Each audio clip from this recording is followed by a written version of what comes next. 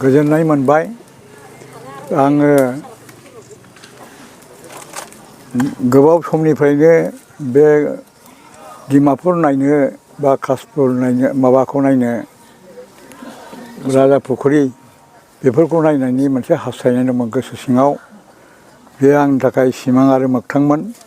दिनै मोगथां जाबाय आरो बेयाव फैनानै आङो बे एलेकानि रायजो राजा आरो दैदेनगिरिफोरखौ लोगो मोननानै बिथांमोनजों सावरायनानै आरो बेबादिनो मोगा मोगि माखासे बाथ्रा सावरायमोननानै गोसोखौ आरो रासिन गोजोनग्लायनाय मोन्दों।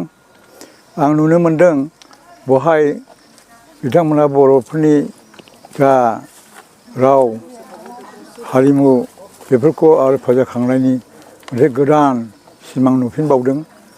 बेयाव सानो आङो बर' राजाफोरनि बर' जोंनि आबै आबौफोरनि मोनसे थुलुंगानायानो सिंजों सिं बार बोहैनानै दं होननानै आं मोनदांदों।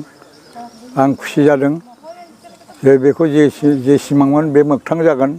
जोंनि गेजेराव आरोबाव बेबादिनो हारिनि फुंखा डिमापुरखौ लानानै आरो गोदान सिमां आरो गोदान मोगथां रनसायफिननायनि मिजिंनायखौ आं खालामनानै आं नोंथांमोनखौ बयखौबो साबायखर होनानै आंनि बे सुंद' बुंनायखौ फोजोबनाय जाबाय।